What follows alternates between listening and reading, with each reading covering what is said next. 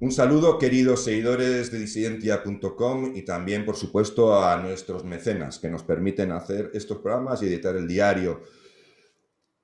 Vamos a tratar un asunto que es especialmente alarmante y por eso hemos hecho este programa específico para tratarlo, para intentar evitar lo que parece que es inevitable y es la quinta ola COVID, la que llaman quinta ola de la COVID, una amenaza para la libertad.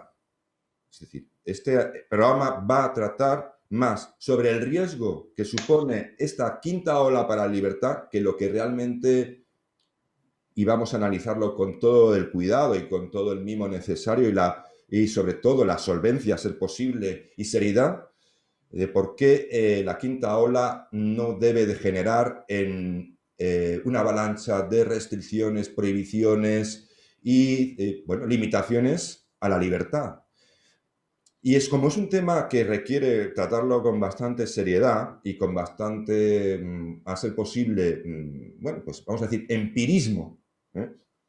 Esa frase tan de moda ahora en esta época de, bueno, pues de locura generalizada, pues el invitado que he traído que va a acompañarme en este programa es precisamente, a mi juicio y al de muchísimas personas, alguien que no voy a utilizar la palabra experto, pero que está muy versado y que está muy al día sobre los datos, sobre las cuestiones de fondo y va a ayudarme a mí y a ustedes a entender por qué esta quinta ola, si se explica y se pone fuera de contexto, tal como parece que está sucediendo, puede suponer y está suponiendo ya, de hecho, una amenaza, una nueva amenaza para la libertad. Bueno, pues quien me acompaña hoy es un tipo muy conocido en redes sociales y en otros entornos. Él es ingeniero y es conocido como Velarde Daoiz. Y bueno, pues directamente le voy a presentar, le voy a saludar, mejor dicho, porque ya ha presentado está. Un saludo y muchísimas gracias por estar conmigo, Velarde. Muchísimas gracias a ti, Javier, y encantado de estar aquí. Pues ya lo he dicho y quizás seguramente lo dirás tú con más precisión, para eso estás aquí, entre otras razones, espero.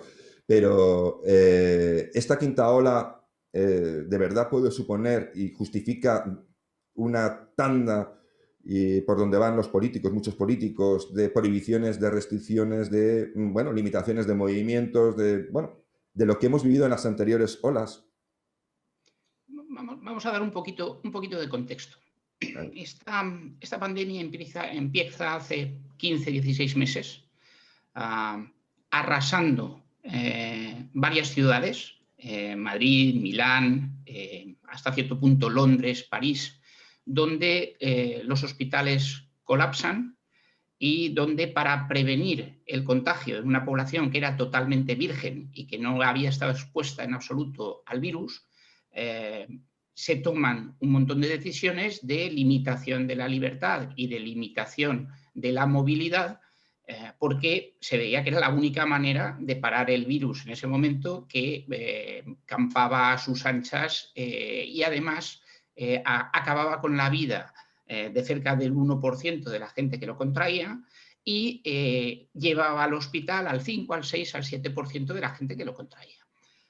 ¿Qué sucedía? Los hospitales se llenaban muy rápidamente y pasaban cosas como que gente que podría haber sido salvada si hubiera podido entrar en un hospital, moría porque el hospital estaba absolutamente lleno y rebosante de otros pacientes de COVID. Llegamos a una situación que prácticamente se nos ha olvidado, en que en los hospitales de Madrid solo había pacientes de COVID. Y no solo había pacientes de COVID únicamente, sino que había el triple de pacientes de COVID en UCI que UCI sabía 2 meses antes. Es decir, fue una situación absolutamente dramática que justificó una serie de medidas muy duras para coartar nuestros derechos y libertades fundamentales. Posteriormente ha habido, diríamos, 3 olas. Una ola de otoño, donde se empezó a ver que el virus se podía contener de 2 maneras distintas. Una a base de restricciones muy duras, muy similares a las a la de la primera ola, no tan extremas, pero sí acompañadas de medidas muy fuertes de restricción de libertades fundamentales, como la limitación de la movilidad, toques de queda, que parecen cosas de época de guerra, y un montón de actividades cerradas o muy limitadas en su alcance. Y otra forma que encabezó en España la Comunidad de Madrid, que era, digamos, cerrar el grifo también para que los hospitales no se llenaran, pero cerrarlo lo justo para compatibilizarlo con el máximo de la vida social y económica, para intentar enfocar esta pandemia como un problema multidimensional. Es decir, no se trata solamente de salvar las vidas de la gente que contrae el COVID, sino intentar compatibilizar el resto de las circunstancias de la sociedad y de la economía, que también son importantes y que también influyen en nuestra salud a medio y largo plazo. Posteriormente vino una tercera ola aún más dura y en la que se hicieron aún más patentes estas diferencias, que fue la ola de invierno de diciembre-enero, donde hubo algunas comunidades que hasta ese momento se habían librado del azote del virus en buena medida, como por ejemplo la Comunidad Valenciana, donde se produjo un cambio radical en las medidas a adoptar y se llegaron a la limitación de libertades más extrema que había sucedido hasta el momento, exceptuando la primera ola. Probablemente justificadas, porque los hospitales valencianos en diciembre-enero llegaron a niveles parecidos a los que habían estado los de Madrid en la primavera del año 2020.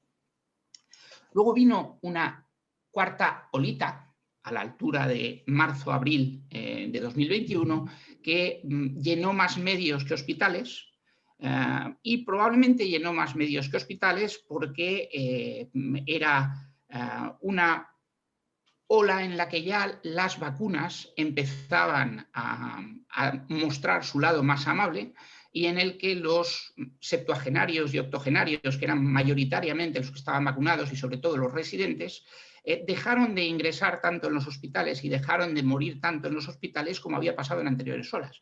De hecho, si miramos la evolución de los fallecidos, que es una forma bastante clara de mirar las olas que ha habido en España, veremos una gigantesca ola a la altura de marzo, finales de marzo del año pasado, veremos una ola respetable a la altura de otoño, una un poco más grande, pero incomparablemente más baja que la de marzo de 2020 a la altura de diciembre-enero, y una casi imperceptible ya en marzo y abril.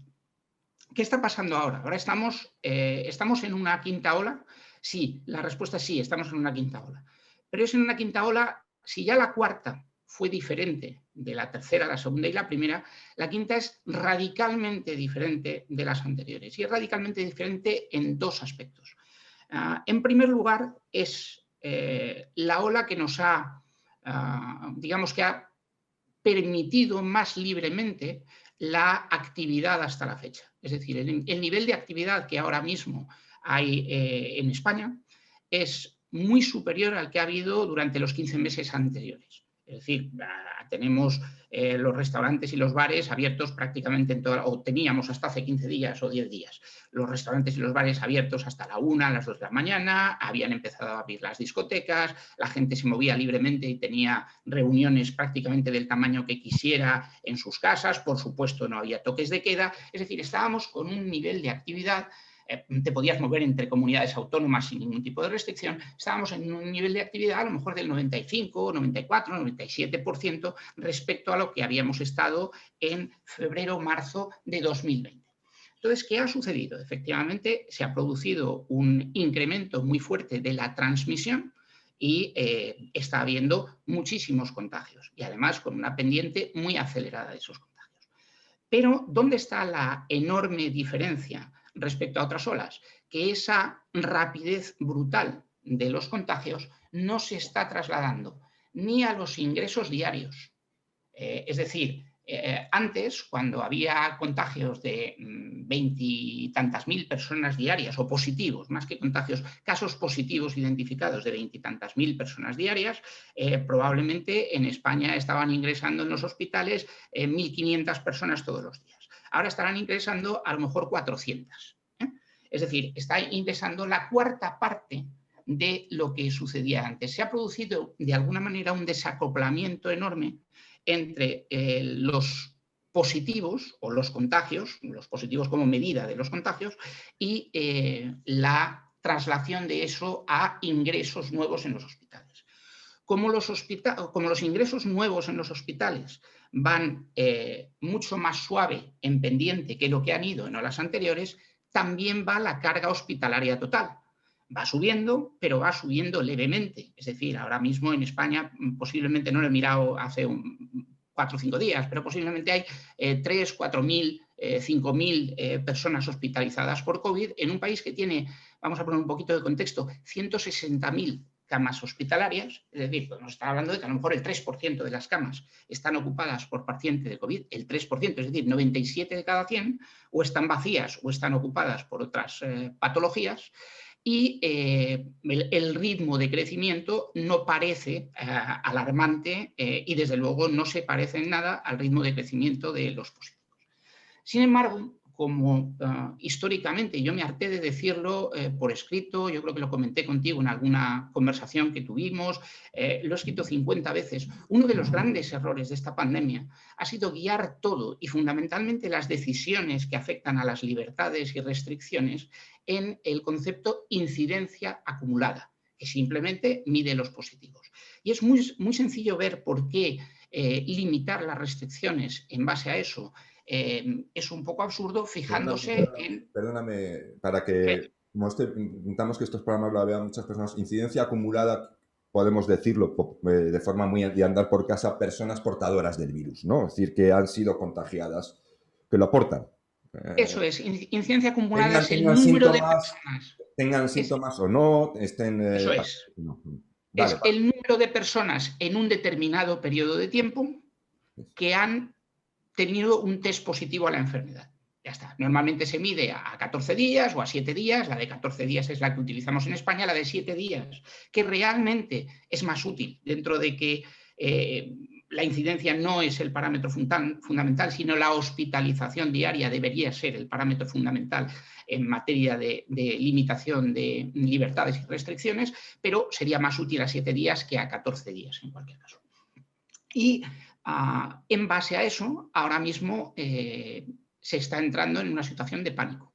Es decir, tenemos la incidencia acumulada, superaba ayer en España a 14 días el valor de 500, que es un valor que ha superado pocas veces durante la pandemia, y en comunidades como Cataluña está en 1.100. ¿Cuál es la realidad? ¿Cómo se está trasladando eso a los hospitales?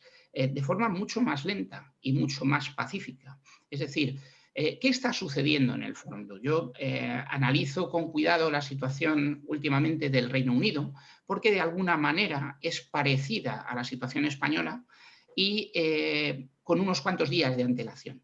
El Reino Unido levantó muchas restricciones después de haber tenido un nivel de restricción de libertades enorme. Levantó muchas restricciones hace aproximadamente mes y medio, 2 meses, y se ha producido, como debía suceder, una explosión de la transmisión muy fuerte durante las últimas semanas. Tienen una incidencia altísima, pero ¿qué está pasando con esa incidencia en los hospitales? Lo mismo que en España. Está yendo despacio, los hospitales están a una pequeñísima fracción ocupada por COVID respecto a la capacidad total de los hospitales, y Boris Johnson ha indicado ya su voluntad de levantar el día 19 de julio todas las restricciones que quedan. Lógicamente lo hace porque considera que los hospitales no van a correr peligro en cuanto a sobrecarga, pese a levantar todas las restricciones, y la única justificación válida a la restricción de nuestras libertades y derechos fundamentales es el evitar que se produzca una situación de sobrecarga inaceptable o de colapso hospitalario. ¿Acertarán o no acertarán? Pues no lo sabemos, lo vamos a ver dentro de unas cuantas semanas. Posiblemente yo tiendo a pensar que van a acertar, pero en cualquier caso están haciendo lo correcto con la información que tienen hoy y con el nivel de vacunación que tienen hoy. Cuando tú tienes una población que ya se ha contagiado con el virus, como puede ser en Inglaterra o en España, probablemente el 20, el 25% de la población ya ha pasado la enfermedad y por lo tanto tiene un buen grado de inmunidad respecto a ella. Cuando tienes al 50% largo de la población totalmente vacunada y tanto en el Reino Unido como en España, y además el grueso de esa población es la población más vulnerable a esta enfermedad. Conviene recordar que esta enfermedad, el 98 y pico por ciento de la gente que ha matado son mayores de 50 años. Es decir, a los menores los puede meter en el hospital, los puede llevar a la UCI, pero rara vez acaba con su vida. Entonces, tienes protegido, por lo menos razonablemente protegido, porque recordaremos luego, si quieres, que las vacunas no son perfectas, no son un escudo imbatible, pero tienes razonablemente protegida a la población vulnerable, pues tampoco parece que pueda suponer un gigantesco riesgo el que levanten ahora las restricciones y más en un momento como es verano, que se hace más vida al aire libre y conociendo todo lo que conocemos ahora. Bueno, para mí eso es lo que hace un mandatario a la luz de los datos y las evidencias que tiene y, por supuesto, nada nos dice que si dentro de 6, 7, 8 semanas la cosa cambia radicalmente, imaginemos, por imaginar, que aparece una variante nueva que en lugar de llevar al hospital al 6% de la gente, lleva al 40%. Que pese a las vacunas decaen al cabo de 2 meses de haberla puesto y empiezan a caer como moscas. Pues, lógicamente, aplicarán de nuevo restricciones. Pero tienen claro que las restricciones deben ser las mínimas posibles, compatibles con la situación que tienen hospitalariamente, que no epidemiológicamente. O sea, entonces, vamos a ir a la cuestión fundamental de este programa.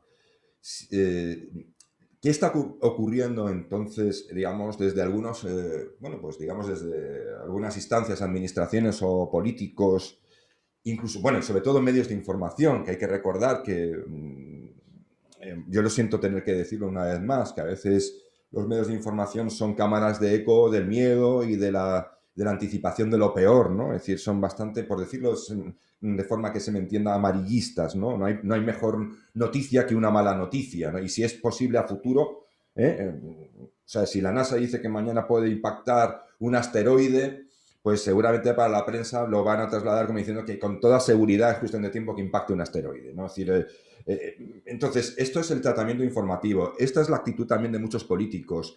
Es también, sobre todo, la falta digamos, de una opinión por parte de los jueces, de los tribunales, respecto a que unos ven que las restricciones, por muy severas que sean, son perfectamente legales, mientras que otros tribunales consideran que son ilegales. Es decir, no son ilegales en el sentido delictivo, pero sí, desde luego, que no se ajustan a derecho, ¿no? Entonces, ¿qué se puede decir para combatir? Y digo combatir porque es que estamos en una situación bastante agobiante, ¿no? De esa presión de que hay que limitar urgentemente la libertad y que todo va a ir mal y que vamos a morir todos y que ese tono apocalíptico que constantemente cae sobre encima de nuestras cabezas como una losa. ¿Qué podemos decir al público y a la opinión pública para que ejerza también su derecho a ejercer presión, una presión razonable para decir que no sirva cualquier cosa para limitar inmediatamente las libertades de las personas?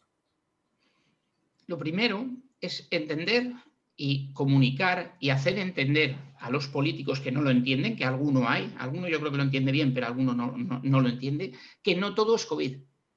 COVID es un problema que tiene esta sociedad, es un problema significativo que tiene la sociedad actual, un problema mucho menor que el que era hace 6 meses, 9, 12 y no digamos ya 15. Es un problema de magnitud muy inferior a esos y que la sociedad tiene otros problemas que además están creciendo de manera importante debido a la restricción de las actividades de la COVID. No hablo solo de problemas económicos graves, consecuencia de las restricciones. Todavía tenemos cientos de miles de personas que están en ERTE, vamos a tener probablemente una avalancha de pequeños negocios que están en estado zombie y que acabarán quebrando y llevando a gente al paro. No, estoy hablando también de temas sanitarios. cuando la gente está limitada en sus libertades, en sus relaciones y demás, aparecen problemas mentales importantes. A falta de buenas estadísticas, que es una de las cosas que más carece este país, escuchas datos procedentes de encuestas o de hospitales concretos donde descubres que los intentos de suicidio juveniles, las desórdenes alimentarios, los trastornos de la conducta están aumentando de manera enorme.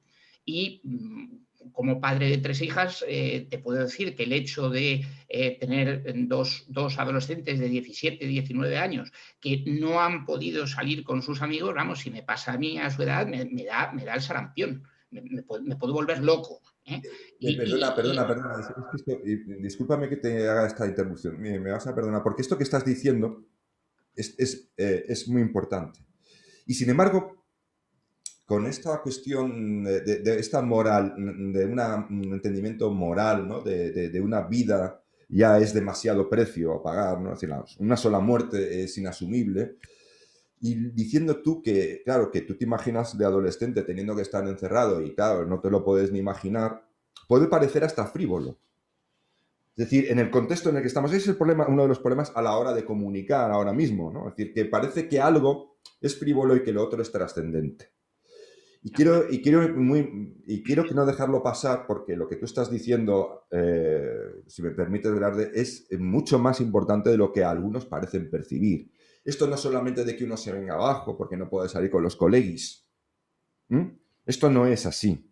Es decir, hay un proceso de maduración, incluso, digamos, neuronal en la adolescencia, que es donde se forman los cerebros, la plástica cerebral, el momento crítico del aprendizaje, de las relaciones sociales, que igual para un adulto privarse temporalmente de la relación social ya es duro, pero lo podemos sobrellevar. En el caso de una persona, de un ser humano que se está formando en ese momento crítico, la ruptura de la maduración social tiene consecuencias muchas veces muy graves.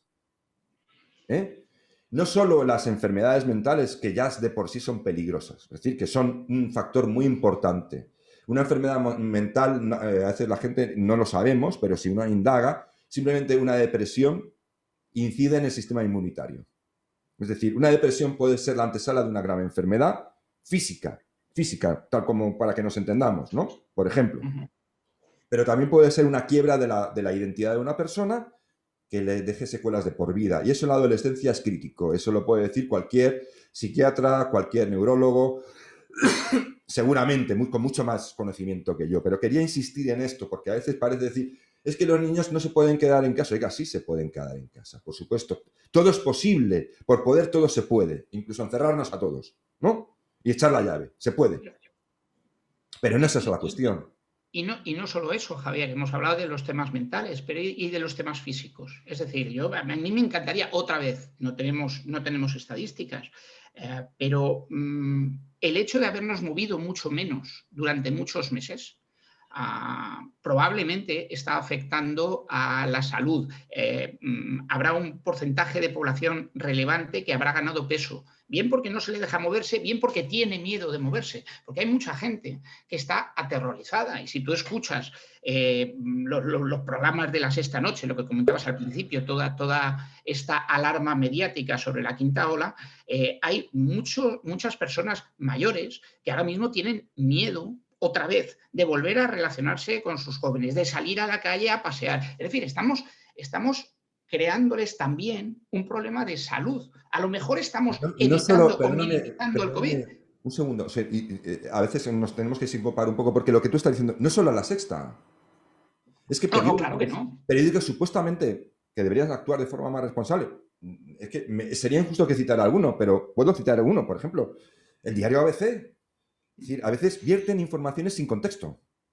Noticias, notas que son, si te quedas en la nota y no la pones en el contexto de los datos, que es lo que intentamos hacer aquí, pueden generar una alarma absolutamente injustificada. Entonces, yo no digo que haya maldad, ni que haya una intencionalidad perversa. Desde luego, lo que sí digo es que hace falta ser un poco más serio. Y hay que poner sobre temas que afectan al estado de ansiedad de la pública de la sociedad, ser más rigurosos, intentar poner los datos en el contexto real, para que las personas no se asusten. No asustar a la gente, nada más. Es decir, la gente tiene que aprender a vivir con un cierto riesgo porque la vida sin riesgo no existe. Toda actividad que hagamos tiene una externalidad negativa que suele ser un riesgo. Incluso quedarse en casa. El índice por ejemplo, de accidentes domésticos genera una altísima tasa de muertes y de lesiones irreversibles. Eso la gente no lo sabe. O sea, que hasta quedarse en casa es peligroso.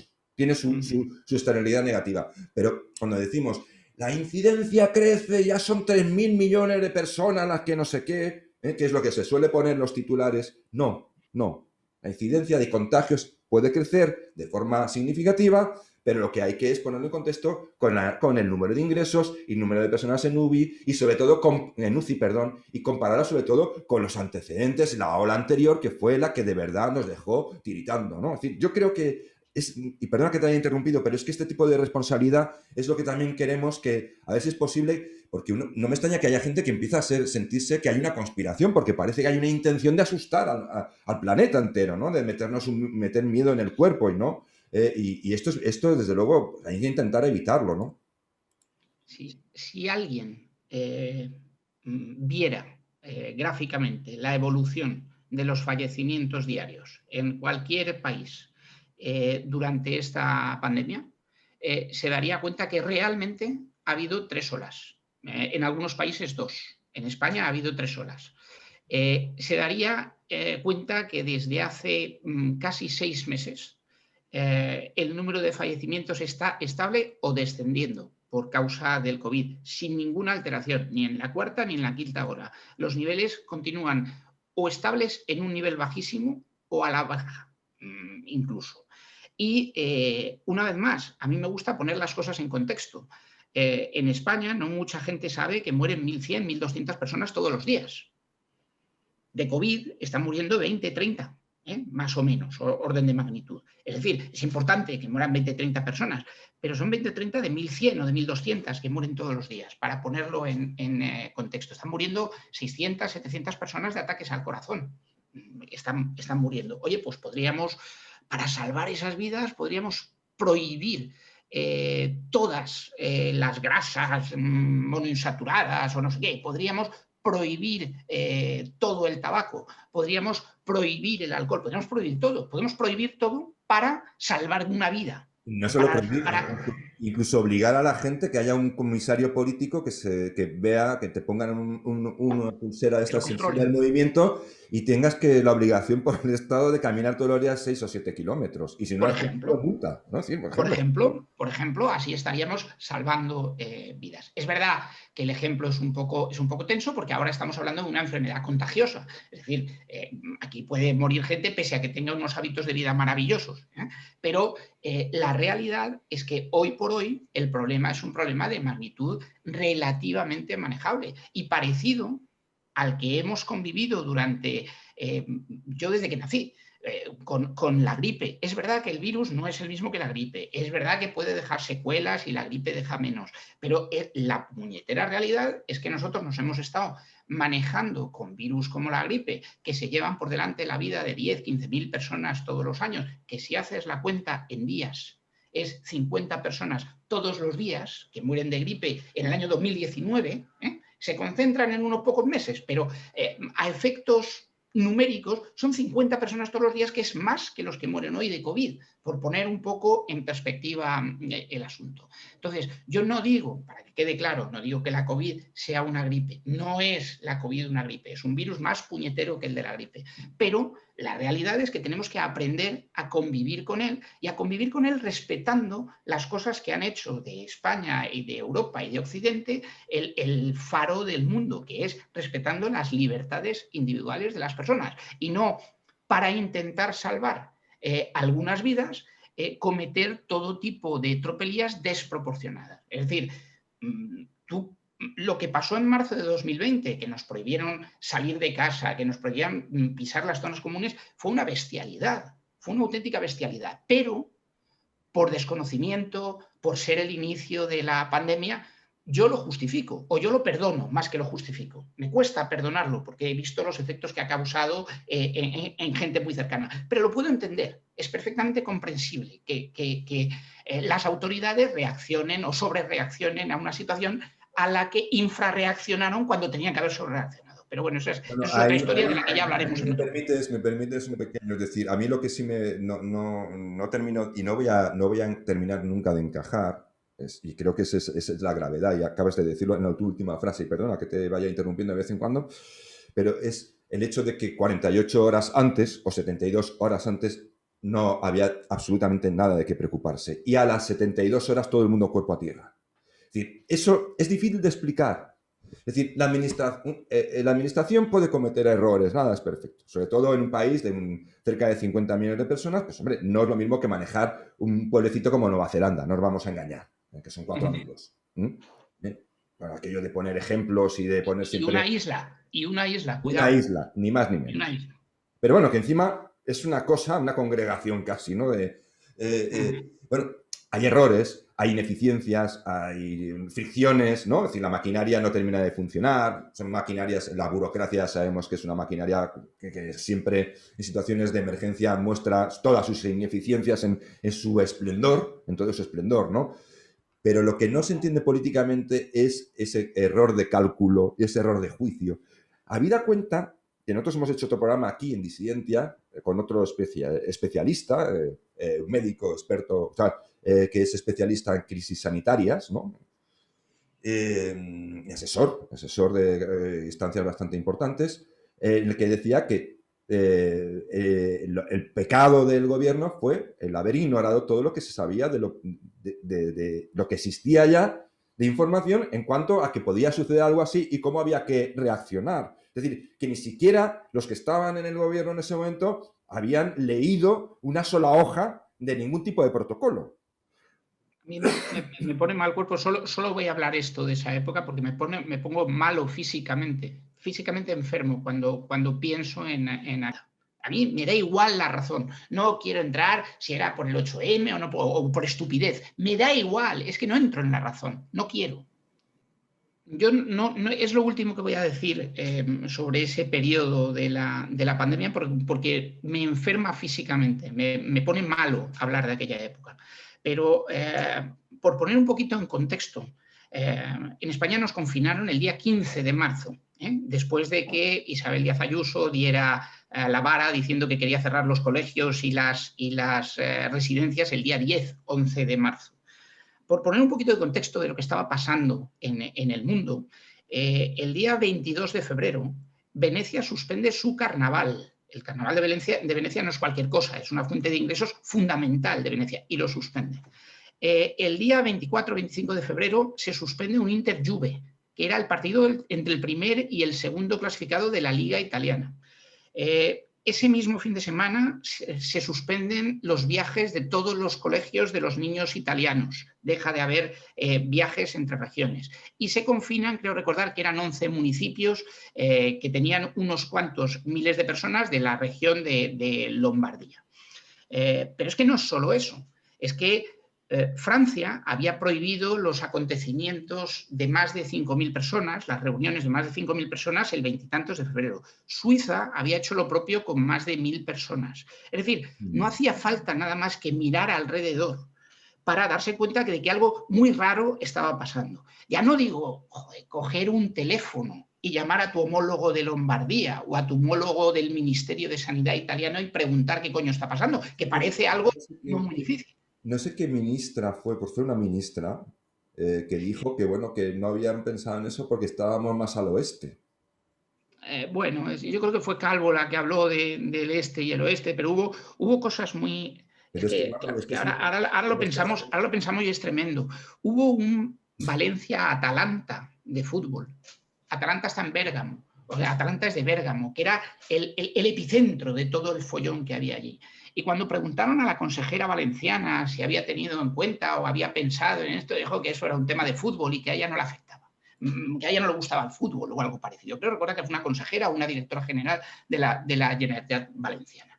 Generalitat Valenciana, ahora voy a aprovechar para enlazar con lo que está pasando ahora, que ahora, en cambio, ante una situación en la que tienen hospitalizados 400, 450 personas en una comunidad que tiene más de 12.000 camas hospitalarias, resulta que han solicitado y conseguido por parte del Tribunal Superior de Justicia de la Comunidad Valenciana un toque de queda. Es decir, tú no puedes salir a pasear solo por la calle entre 1 y 6 de la mañana, ni puedes ir a visitar a tu madre si se pone mala, salvo arriesgándote a una multa importante. Y es una cosa alucinante, pero tan alucinante como que el presidente valenciano tome esas reacciones excesivas y esa limitación brutal de los derechos y libertades fundamentales, es que intenten hacer lo mismo en otras comunidades como Canarias, y jueces que supongo que tienen exactamente la misma formación y aplican exactamente las mismas leyes, les digan que no hay justificación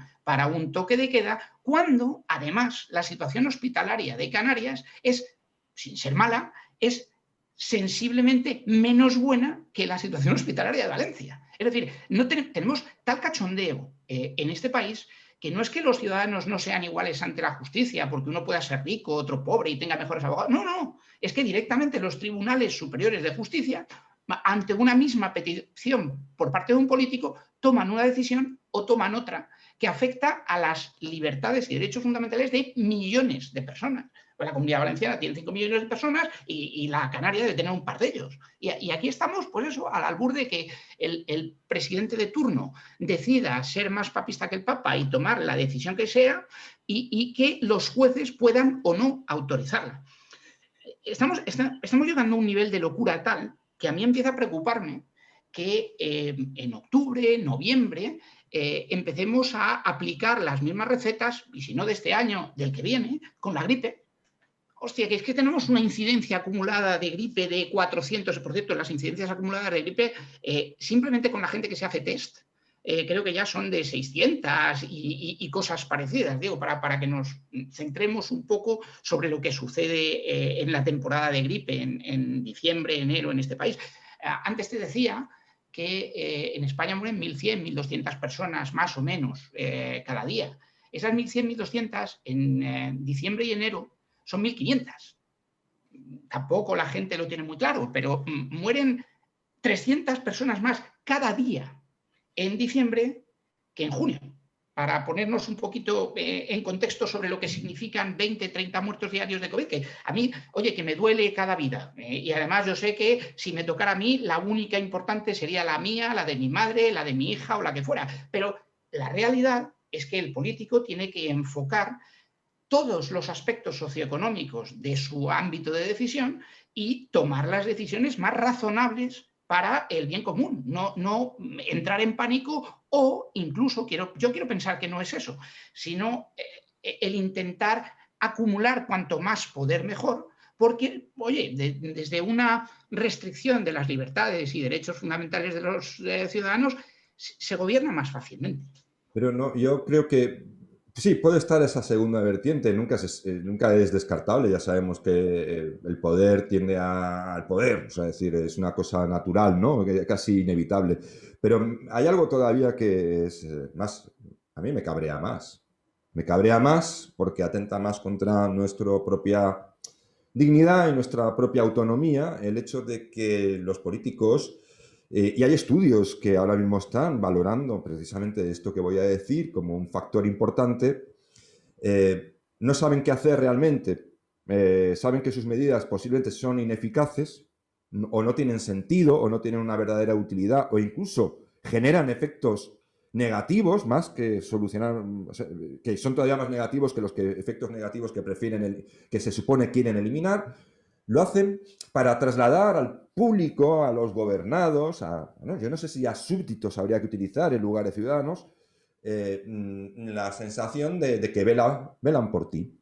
Es decir, estoy velando por ti. Es la política del mensaje de las buenas intenciones, ¿no? Ese paternalismo del poder que muchas personas que viven ya con el miedo inoculado, porque uno de los factores yo creo que más alarmantes de nuestra sociedad, que somos nosotros, que somos la agrupación de sujetos, es una primacía del ansia de seguridad muy por encima del valor de la libertad. Es decir, estamos devaluando nuestra libertad como un valor que está en devaluación constante.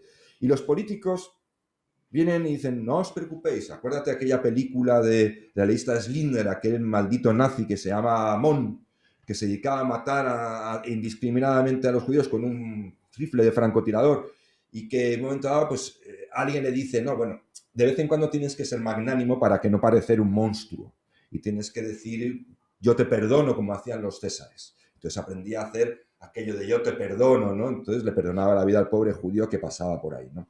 Pues esta imagen, que es tan tétrica, convertida en una especie de parodia de cine negro, o sea, de humor negro, es lo que yo estoy percibiendo de los políticos, ¿no? Es decir, es esa actitud repulsiva, peligrosa, y además más peligrosa todavía en tanto que hay una parte de la población que incluso se pone irascible contigo cuando dices que esto es un disparate.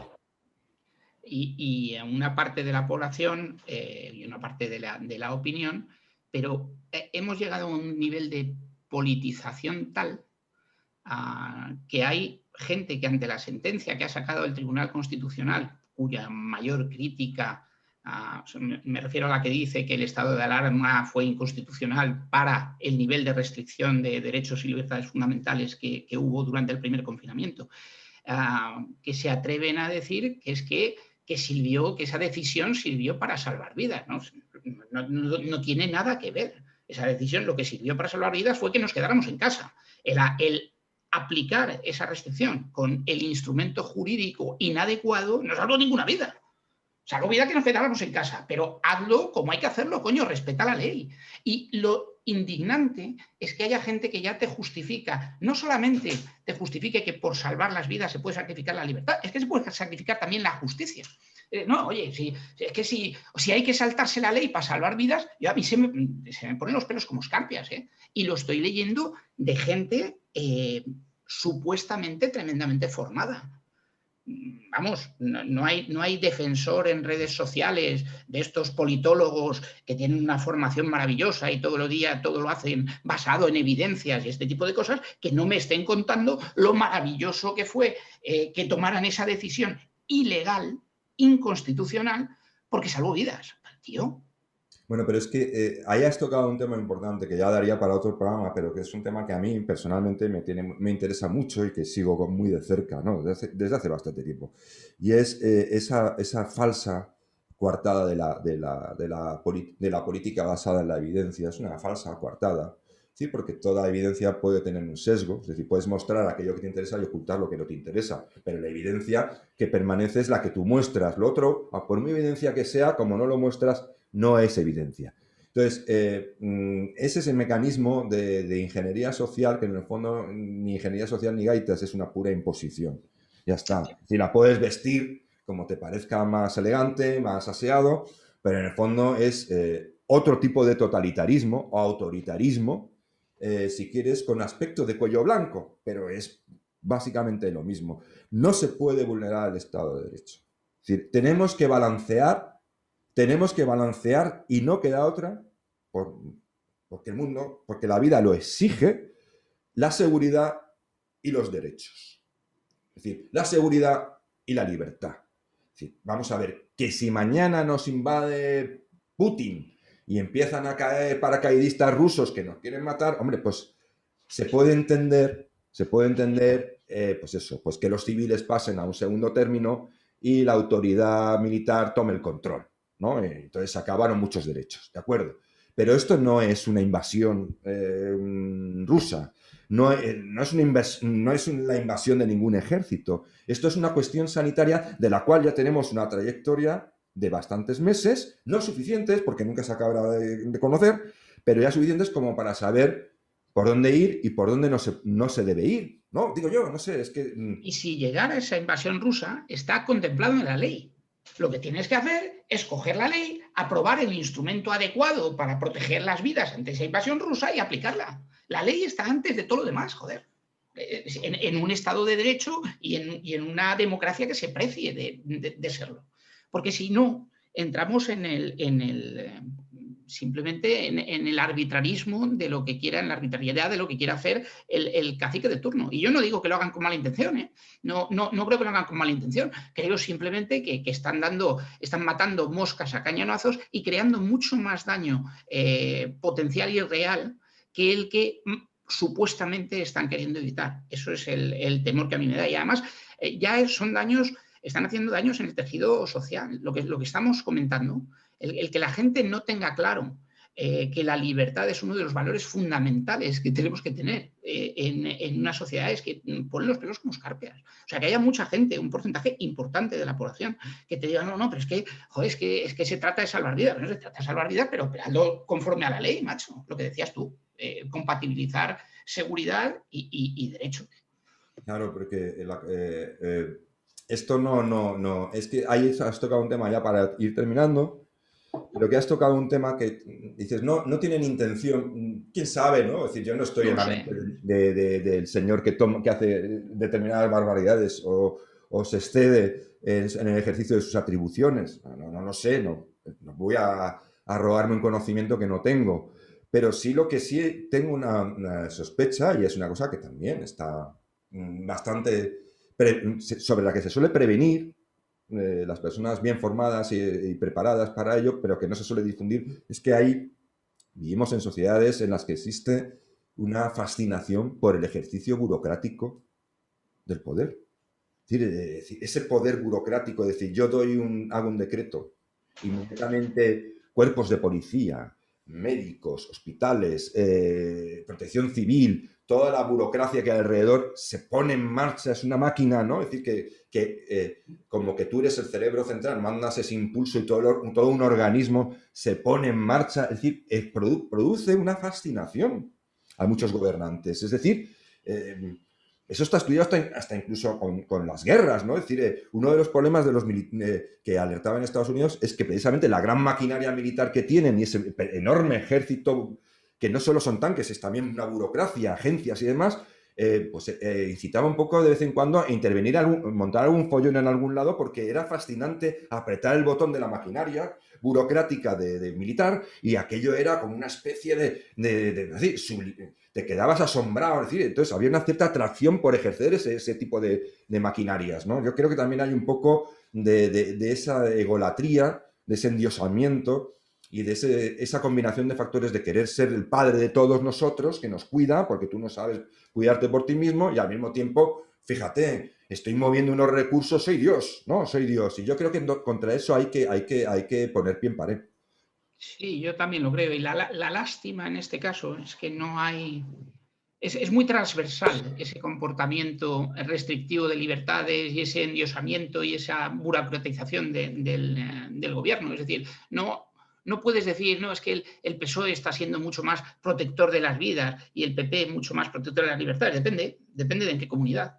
O sea, comportamiento muy similar al que ha tomado Valencia, lo tuvo en su momento Castilla y León, lo tiene Galicia, el propio Revilla, es decir, aquí esto, en eso son bastante, con la excepción, afortunadamente, en Madrid de Ayuso, los demás han sido muy, muy similares en sus comportamientos.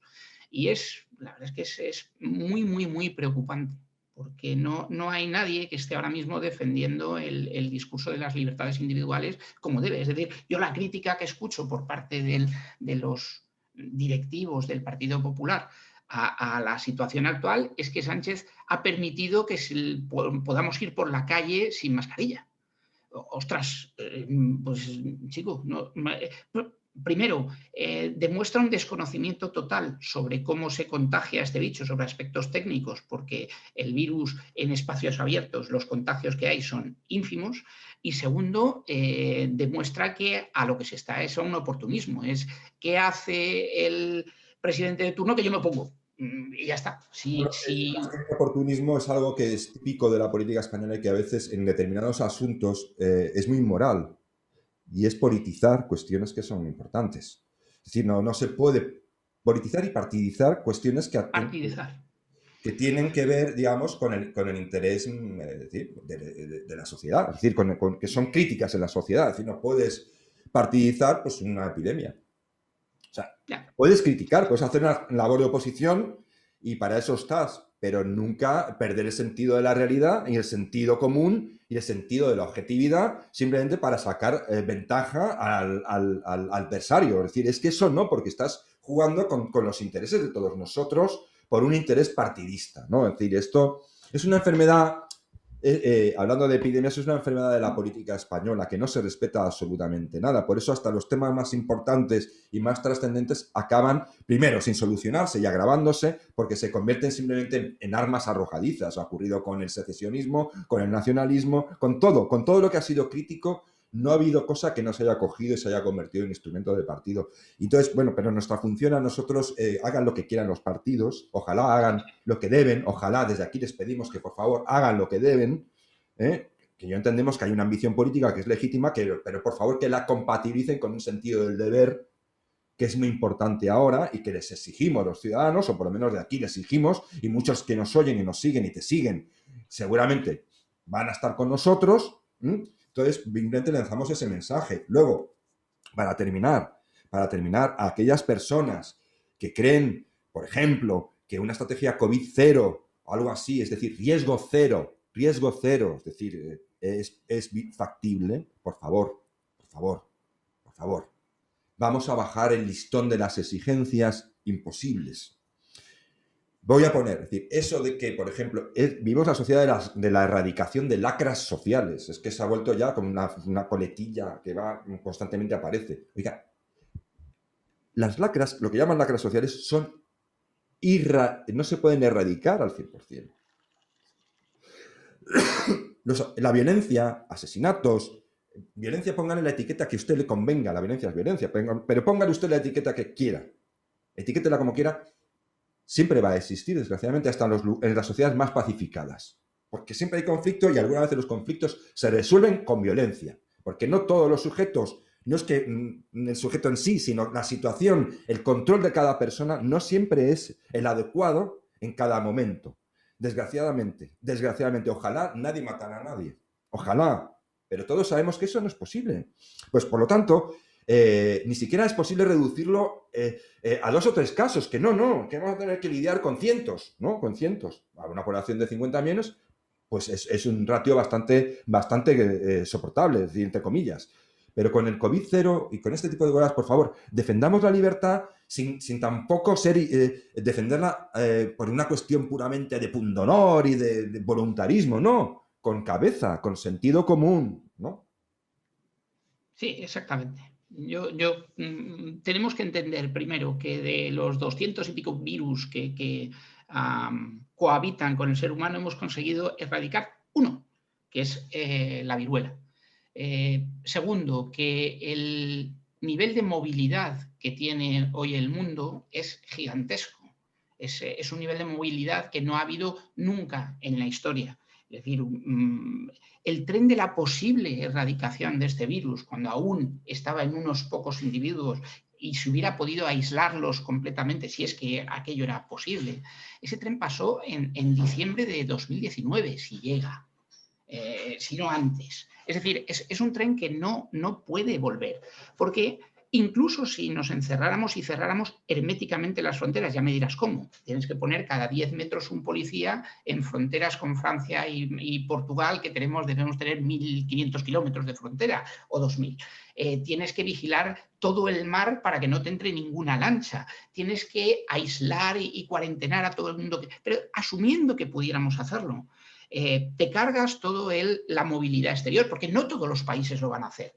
Lo van a hacer algunos países, si lo hicieran, pero no lo van a hacer todos. Entonces, ¿qué haces? Restringes que vengan de 174 países, que vengan ciudadanos y que solo pueden venir haciendo una cuarentena de 14 días. Puede que sea la solución, pero es aceptar que te cargas el 5, el 6, el 8, el 10% del PIB de todos los países y que causas un incremento de la pobreza mundial bestial, afectando con ello a un montón de vidas que se van a perder.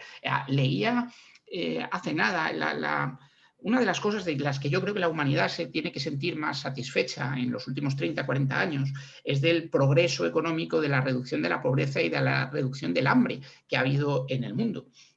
el hambre se ha estado reduciendo hasta 2014, 2015 de forma clara. Desde 2015 parece que anda un poco estable y un poco al alza, pero es que en 2020 han entrado en situación de hambre más de 100 millones de personas. De 100 millones de personas y tiene todo que ver con este tipo de restricciones que han afectado a la economía y han afectado a la demanda, porque cuando aquí no nos movemos y no vamos al bar, el bar está comprando menos vasos o menos pajitas o menos lo que sea que se fabrica en China. Cuando en China no se fabrica no sé qué, dejan de comprar materia prima a África. Y cuando en África no se compra materia prima, la gente se muere de hambre.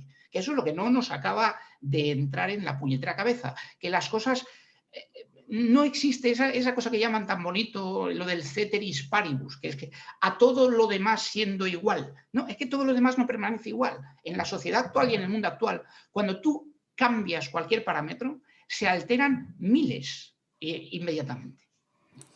Pues muchísimas gracias, Velarde. Es un placer y bueno, le digo a nuestros seguidores y mecenas que has tenido la bondad, que estás de vacaciones, se supone, estás ahora mismo en Tenerife y nos has dejado un huequecillo, un hueco importante en tus vacaciones para atender una cosa que es importante, lo cual habla muy bien de ti. Bueno, yo siempre, ya sabes que te tengo muy buena consideración en todos los aspectos, en el aspecto intelectual, por supuesto, pero también en el aspecto humano. Y muchísimas gracias por habernos permitido, haberte robado este trocito de tus vacaciones y desearte que el resto, ya sé que como todos nosotros, aun cuando estamos de vacaciones, hoy en día trabajamos también, entonces, bueno, pues que sin embargo que puedas disfrutar un poco y descanses y lo pases y estés con tu familia lo mejor posible allí donde estés. Muy bien, estupendo. Muchísimas gracias, Javier. Un Un abrazo. placer. Pues nada, Ahora igualmente. muchas gracias, Belardo. Como les digo siempre a ustedes, pues nada, muchísimas gracias por estar ahí y que tengan una semana lo más llevadera posible.